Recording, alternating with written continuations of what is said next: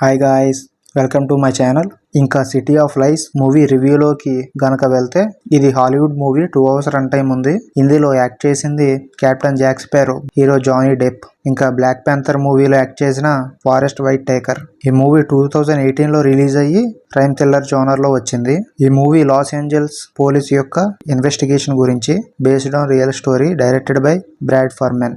ఈ మూవీలో investigative reporter ని ఒక ఓల్డ్ కేస్ ని డీల్ చేయమని అసైన్ చేస్తారు. ఈ ఇన్వెస్టిగేషన్ రిపోర్టర్ వెళ్లి రిటైర్ అయిన డిటెక్టివ్ రసెల్ ని కలుస్తాడు. వీళ్ళిద్దరి మధ్య జరిగే కన్వర్జేషన్ పాస్ట్ కి ప్రజెంట్ కి షిఫ్ట్ అవుతూ ఉంటుంది. వీళ్ళిద్దరి మధ్య జరిగే రిమైనింగ్ మూవీ స్టోరీ. నాకు ఈ మూవీ ఎలా అనిపించింది అని తెలుసుకునే ముందు మీరు ఏమీ అనుకోకుండా వీడియోని ఒక్క లైక్ చేయండి భయ్య.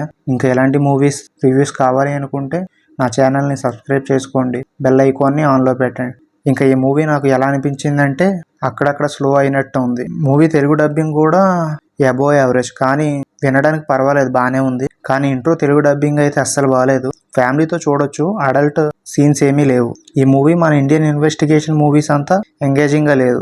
హాలీవుడ్ ఇన్వెస్టిగేషన్ మూవీస్ ని ఇష్టపడే వారికి, అలాగే స్లోగా ఉన్నా పర్వాలేదు అనుకున్న వాళ్ళకి ఈ మూవీ నచ్చొచ్చు. నాకైతే ఈ మూవీ యావరేజ్ అనిపించింది. ఇంకా మీ ఇష్టం గైస్.